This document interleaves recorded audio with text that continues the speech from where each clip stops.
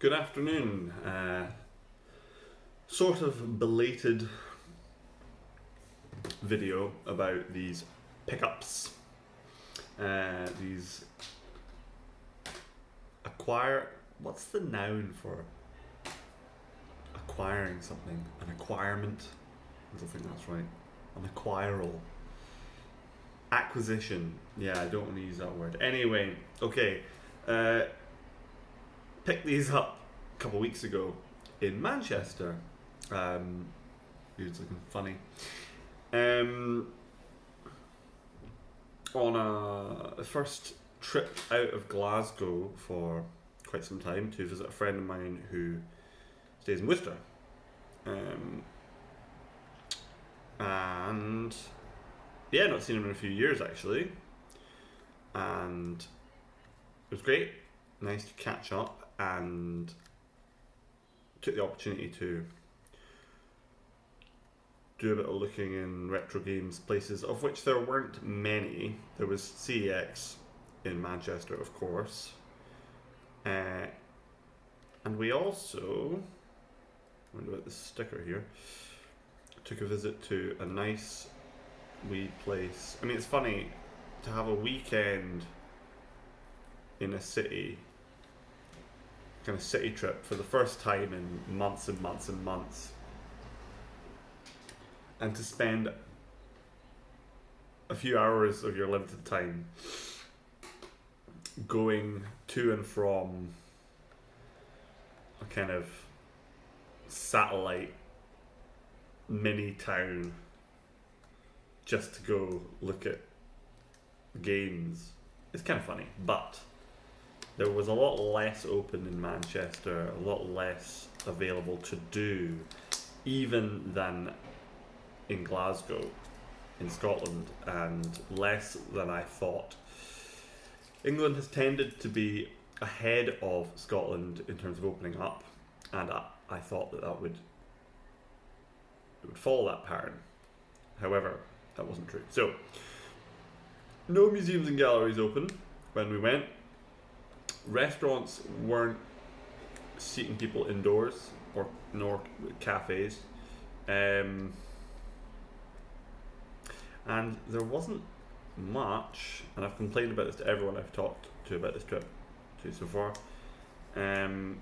No green space that I could find in the bits of Manchester where we were. So there was nothing to do except eat and drink and go to shops, which was is a bit depressing to reflect. But it was a good weekend all the same, very good weekend all the same. Anyway, on that trip, made a few purchases. So actually, the first two, I didn't buy. My friend, he said, I can't remember, it was in the middle of a conversation on the Friday night. He said, I'm going to get you a wee present tomorrow. I said, oh, okay.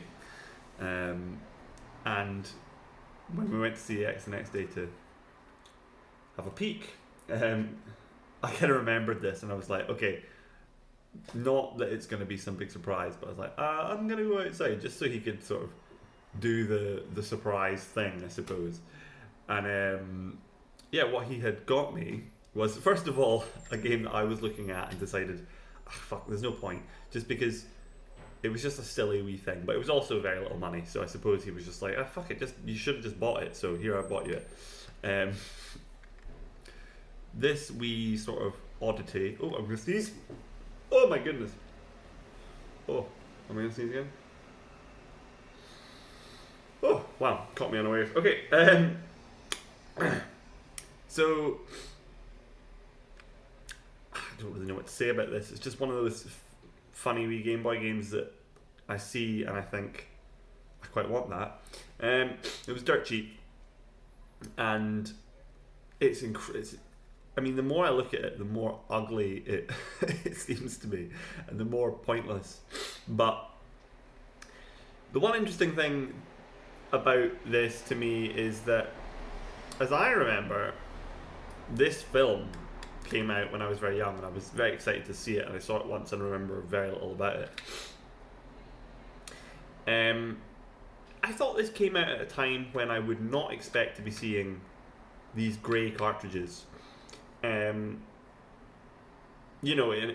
far as, and I've not checked this because I can't remember the year, and I can't really remember the year of Game Boy releases and that sort of thing. But it seems to, in my head, make sense as a Game Boy Color era title. Now, if it isn't a Game Boy Color game, then exclusive, then it wouldn't come out on a Game Boy Color cartridge. So I suppose it's just the sort of game that would be made. I don't know. They might have just, let's not make a Game Boy Color one. So it would come out on a cartridge like this. However, it just looks wrong. It just looks. It's like seeing something from the 2000s.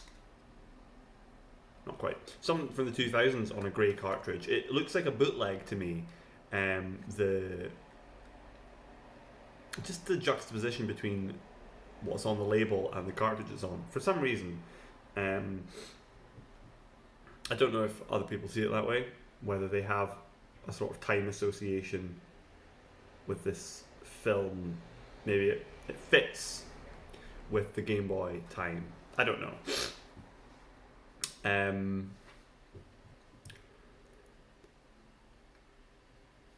that's the only thing I have to say about this game. It was just a little oddity. I think I'm maturing, I'd like to say, towards not just buying any old thing for collection purposes. I mean, I never did quite do that, but sometimes you convince yourself to buy something because it's like, ooh, what's that then?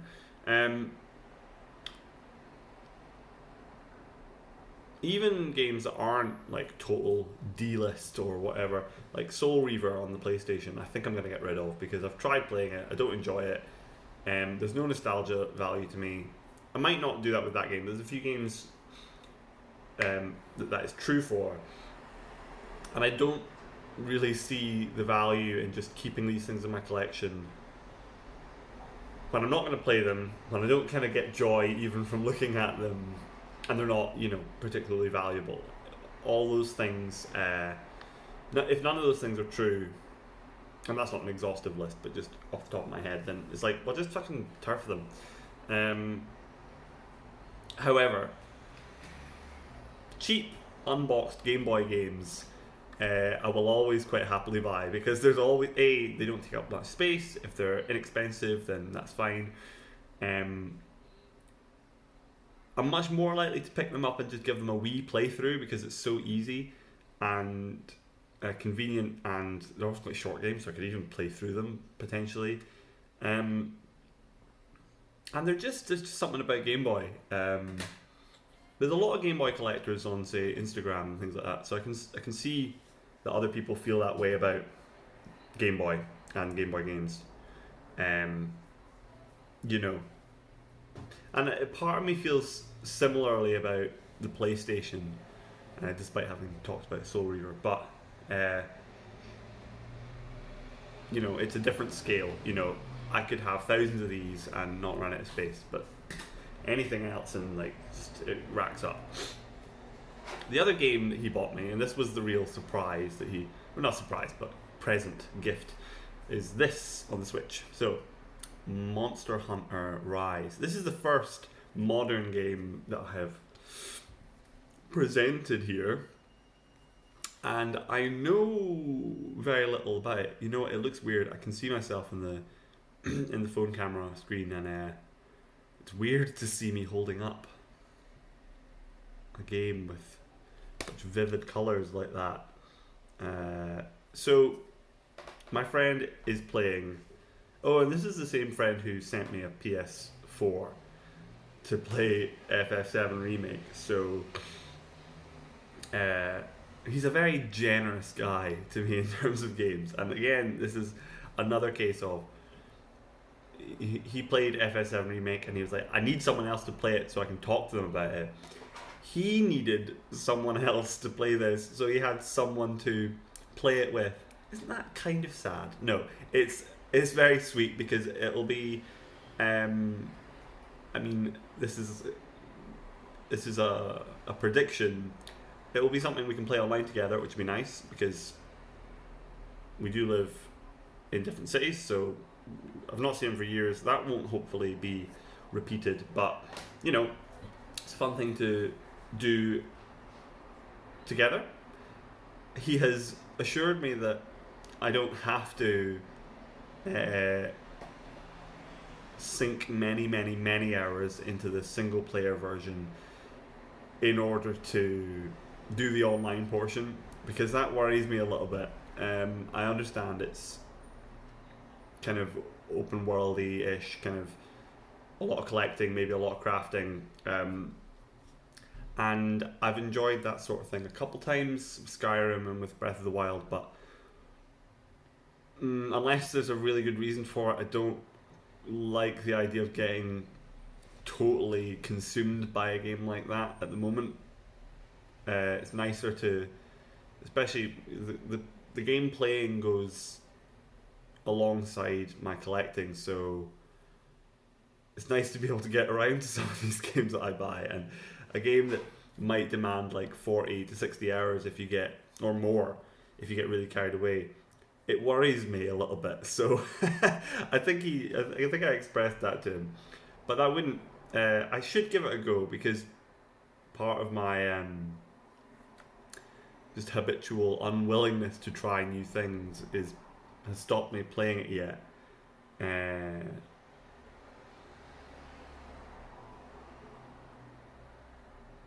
Or hunt, go solo or hunt in a team of up to 4 players, local or online. I know he did the same thing with another friend of his. He bought it for him so that they could play online together, and I think his friend did end up getting really into it. So there'll be 3 of us. I don't know who the other guy is, but I don't know if we would do that together. Yeah, I really don't know very much about it, but I'll definitely give it a go.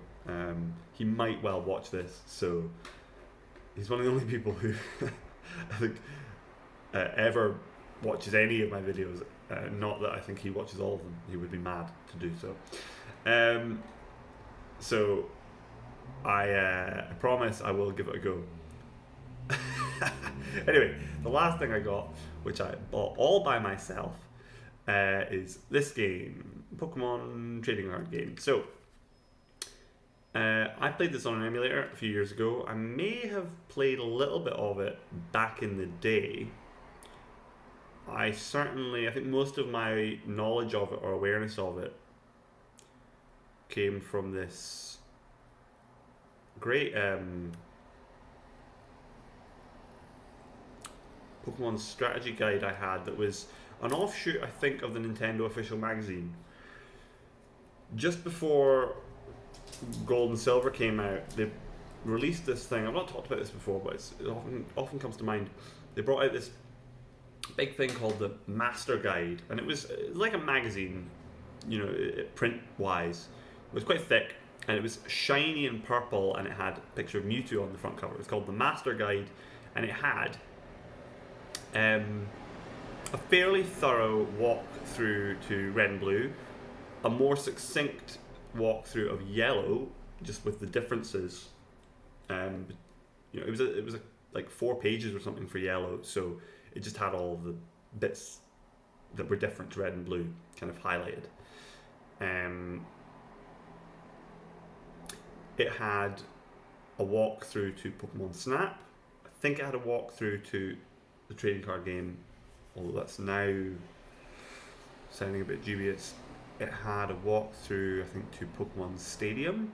It had some stuff about Pokemon Stadium. It had walkthroughs to lots of different Pokemon bits. I think Pokemon Pinball as well, actually.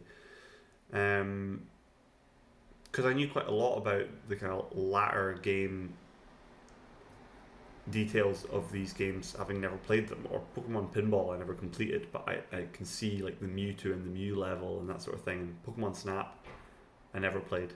I would like to, it'd be fun, and maybe the new one someday. And in this guide there was a full list of the 100, or is 100, the 100 new Pokemon in Gold and Silver who didn't have English names yet. or whose names hadn't been released. So it had all the Japanese names, and is that true? Oh god, I'm wondering whether I'm mixing something up, because I remember another guide where they kind of argued about the best starters in Johto. And that would be based on the actual game. And I think that the thing I'm thinking of was just a list of the Pokemon. Okay, well, bit mixed up maybe. I don't remember there being a full walkthrough. Ooh, complicated.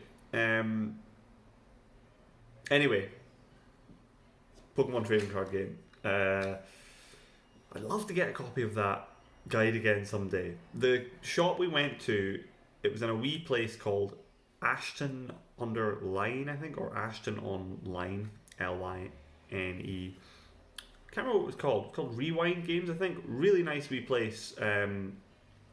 Loads of games from loads of years, like PlayStation, GameCube, like NES, SNES, Game Boy, Xbox, loads of stuff, and lots of Pokemon cards, and I think maybe Magic the Gathering cards in folders as well, and a bunch of kind of toys and maybe board games and stuff in the corner as well.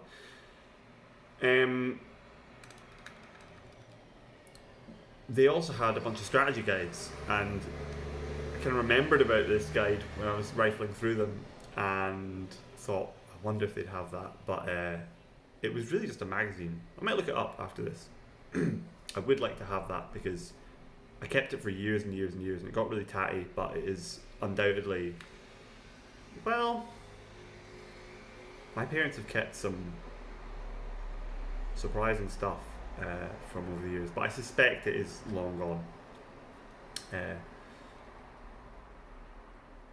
really like the idea of revisiting those early drawings and Japanese names of those Pokemon, because I think that would reignite or kind of like spark a memory that I had forgotten and that I cannot revisit without some sort of catalyst, some sort of spark.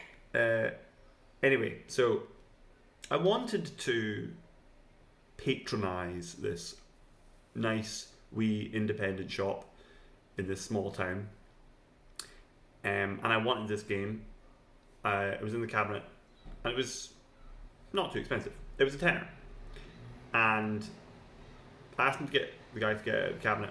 It seemed like a nice place. I think there were some regulars who pop into chat and stuff, and he was playing away behind the counter. I think he was playing something online. So it had a really nice atmosphere, like quite neighbourly community. There was a bit of a community, it seemed, around the shop. Anyway, asked him to get a counter to have a good look at it, and when I did see it,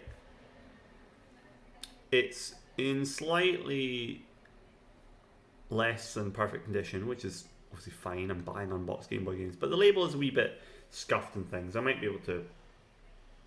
Yeah, no, it's a bit scuffed. It's a bit worn, and I've become a bit fussy about that now. So a part of me didn't want to get it, but I thought, don't be silly, and it's good to support these businesses, and also for myself, I kind of want to have come here and gotten something from it. So I got it and I kind of made my peace with it, and then we went to, just because we were in the place and there wasn't a whole lot else to do,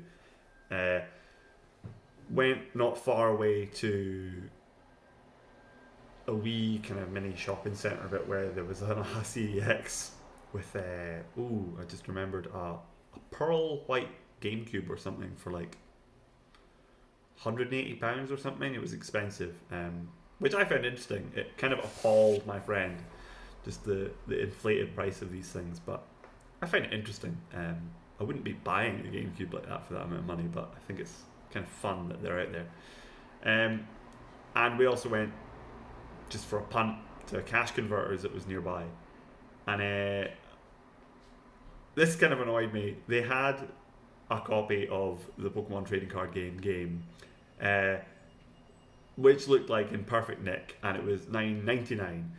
So that kind of annoyed me. It's not an annoyance at the shop that I bought this copy from. It has nothing to do with them, obviously, and I was still happier to have shopped there than at somewhere like Cash Converters. But it was just quite funny. It's not a game that turns up all the time. It's not one of these ubiquitous titles like, I don't know, Tetris, Super Mario Land, but yeah, it had to be that one that kind of soured my feeling of the purchase I'd made. However, if there's a very faint chance someone watches this and sees it as some sort of endorsement of Cash Converters over independent businesses, or this one in particular, that's not what I'm saying. Anyway, so that's my story, and I've really rambled on for far too long, and I should get on with my day because I'm being a lazy bastard. So yeah, cheers.